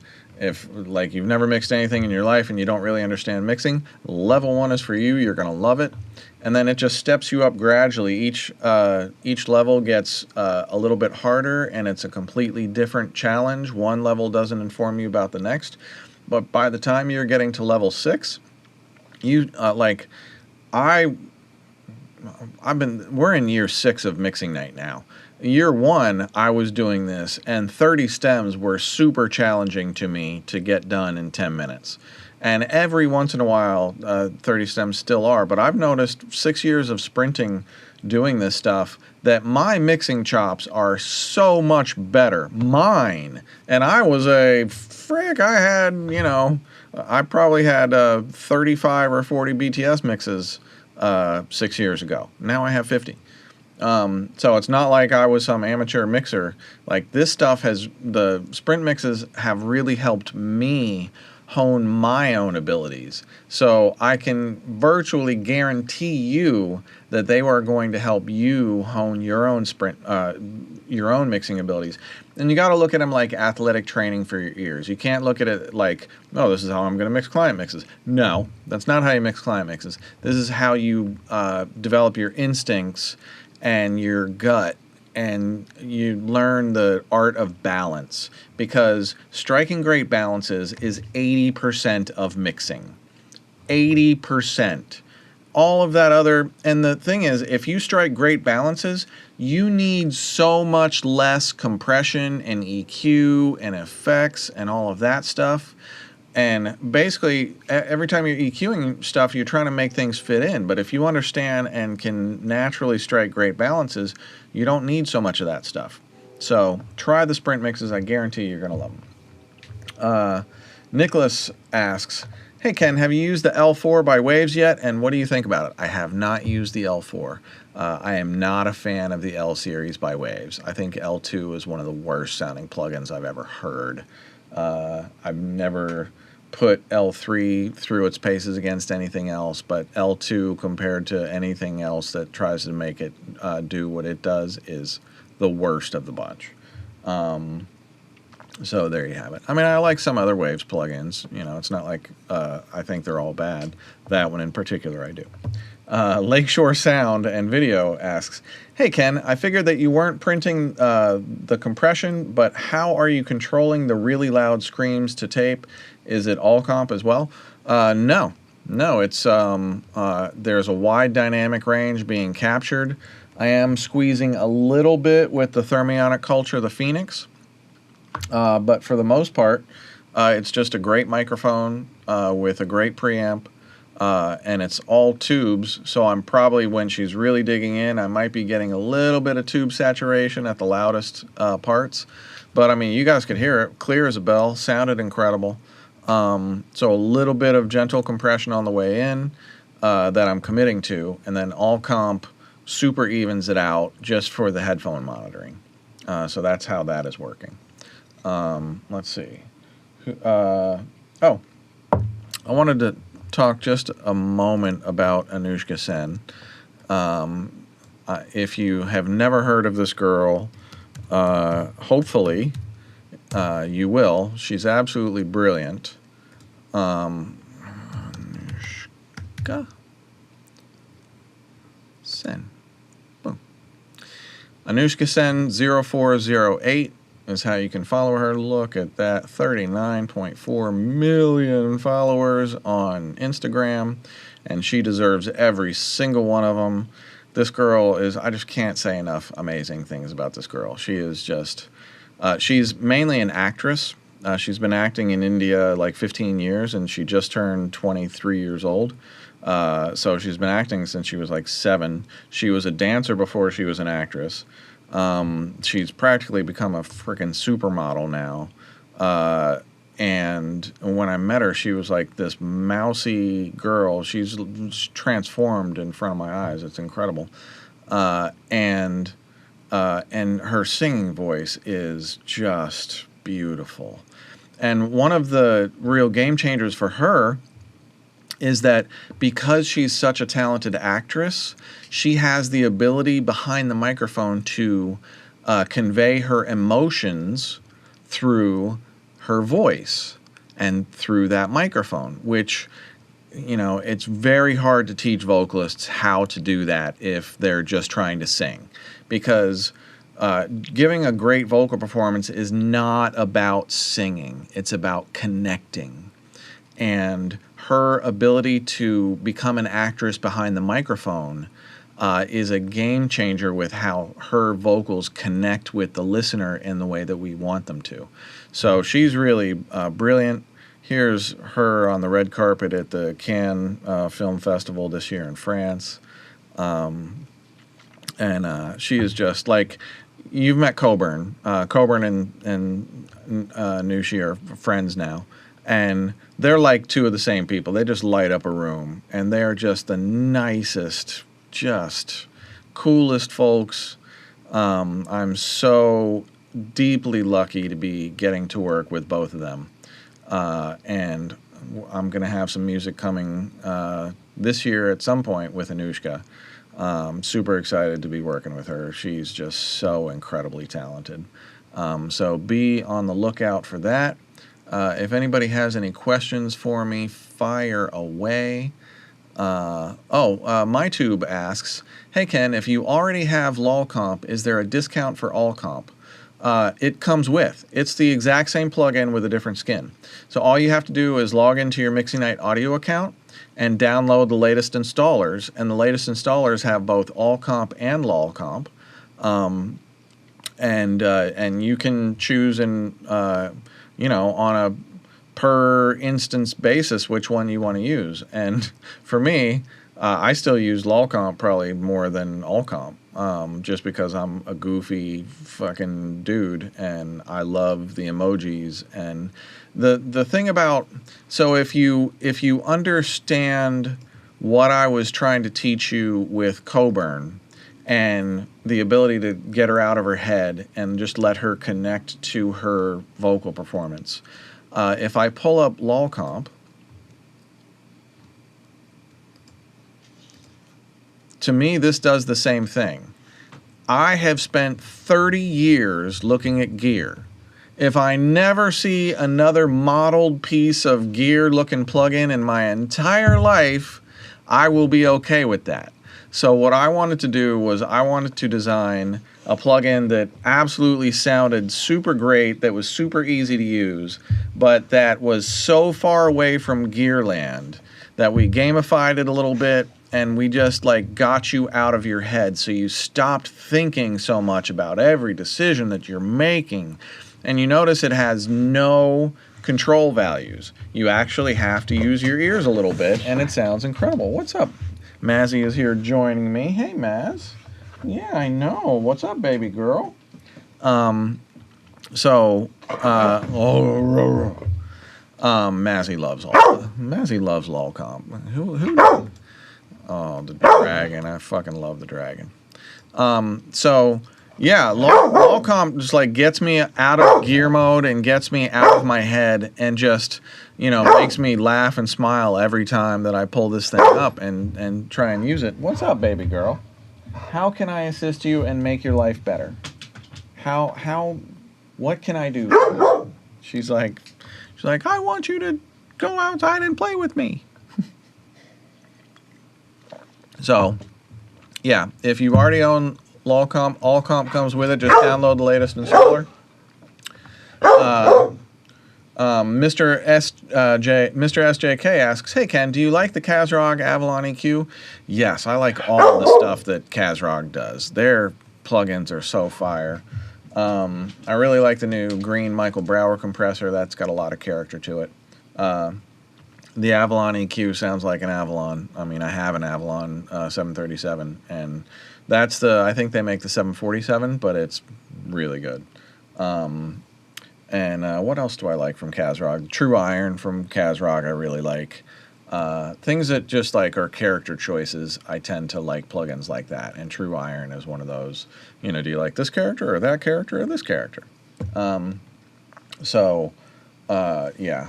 Stephen Ramos asks, "Hey Ken, what's been a new plugin that you have tried in the last month or two that you love, that is new to you? Your own plugins don't count; those are amazing." Thank you, Stephen. New plugins. I haven't tried it yet, but I'm really looking forward to Highfall from Schwab Digital. A couple of my friends have been raving about it, and I'm really looking forward to getting my hands on Highfall. My guys, I don't know if you guys have ever heard of Faders of the Lost Art.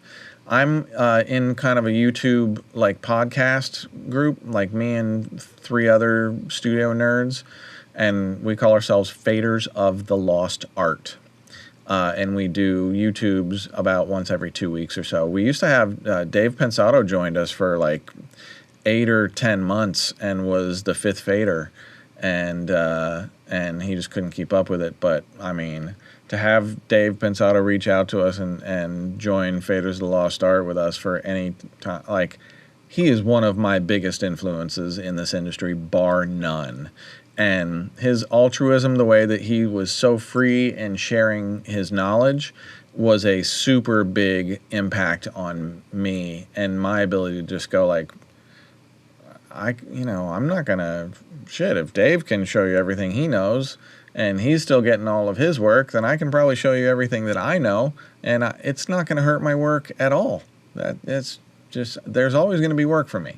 So that's why I show you guys everything that I do, because I want you guys to make better records, and that doesn't take anything away from me. So why not? So if you get to the position that you can reach back and help somebody else out that really wants to learn, that's the key. You can't help everybody because some people just have their hand out.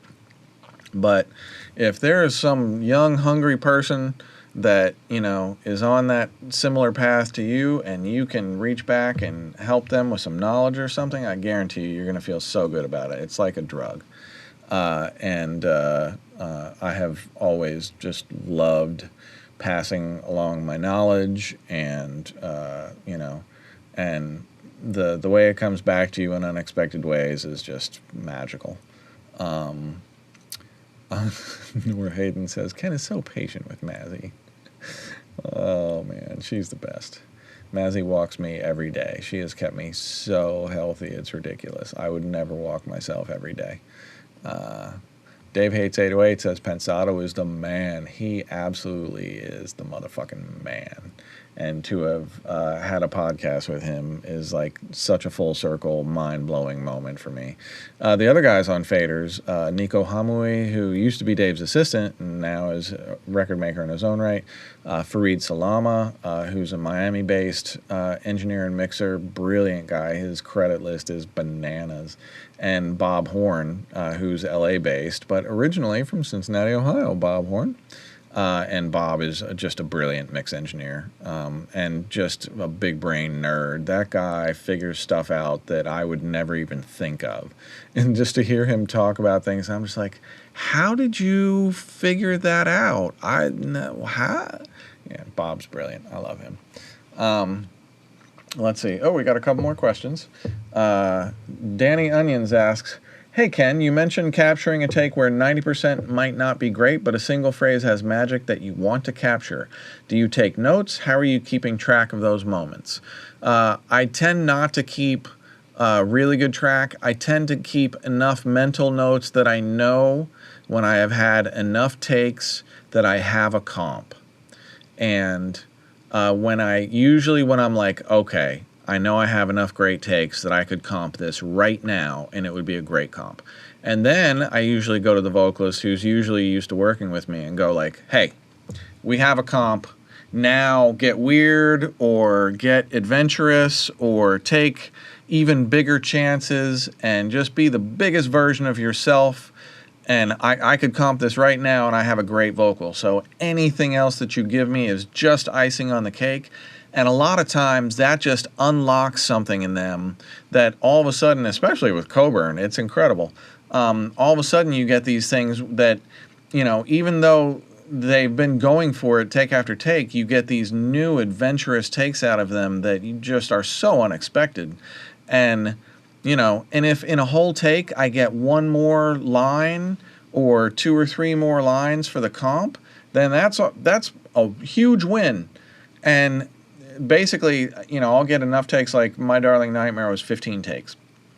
And then I sent her away, and I comped it line by line by line, and I listened to every single take and then narrowed it down to like my 3 or 4 favorite takes of that line, and then from 3 or 4 down to 3, down to 2, down to, okay, which one is going to be the one?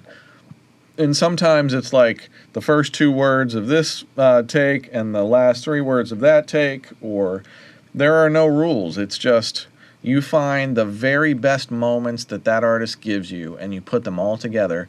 And when you hear a final comp of mine, you could solo it and turn it up loud, and you won't hear a single click or pop. There's not a breath out of place. It sounds like the one single time that artist sang that song the most incredible in their entire life. It just happens to be like 15 different takes. But then the other beauty of that is once you have that comp, then the artist learns all of those nuances, and then when they perform it live, all of those nuances come out in all of the live performances, and it's like every night is the best night they ever sang it. So really, really cool stuff.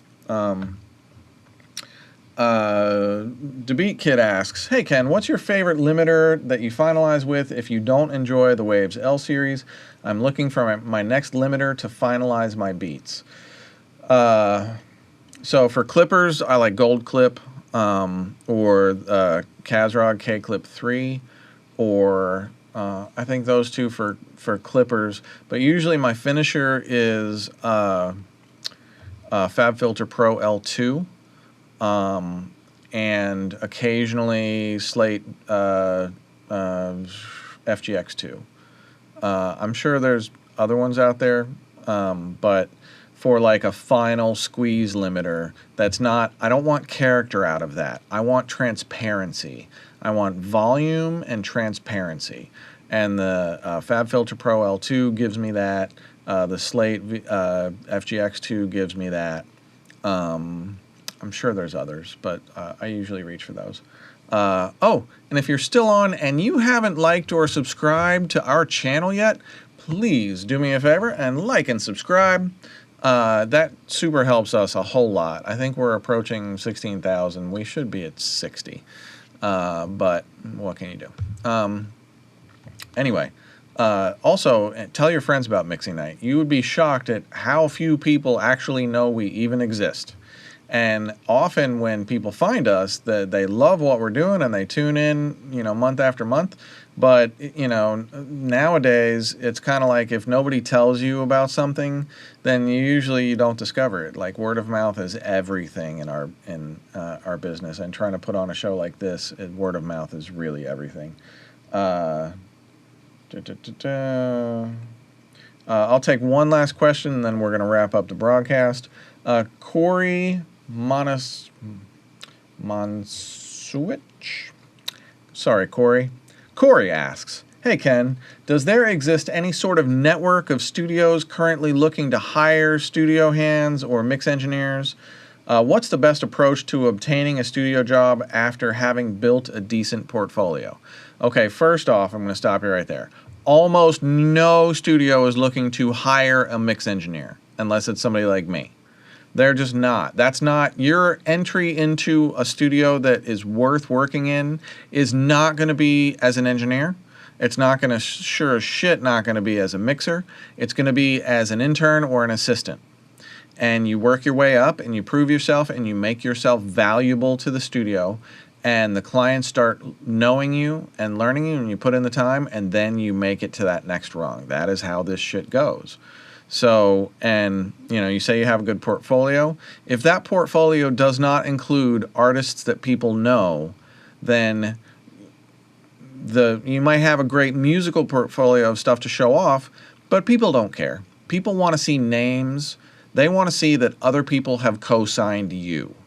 So they want to see credits on your credit list that are like, oh shit, they worked with them? Oh damn, they must be good. That's the mentality of that's how this shit works. And you don't get that unless you're in the jet stream. And I'll give you one for example before we wrap it up. Jonathan Garcia, who's my staff guy here. He does assistant things, but he's not my assistant. He came on as my assistant. And before and he's been here like 4 years. And before he was my assistant, he was a very successful freelance engineer in New York City, which is saying a lot. But the one thing that Jonathan didn't have was the level of credits that he wanted. And basically, I think he knew, like, okay, if I stay on this path that I'm on, I'm going to keep working with all of these people, but I'm never going to get to that next level of top tier clientele that I want to be in. And that's because he was not in the jet stream that was going to put that in front of him.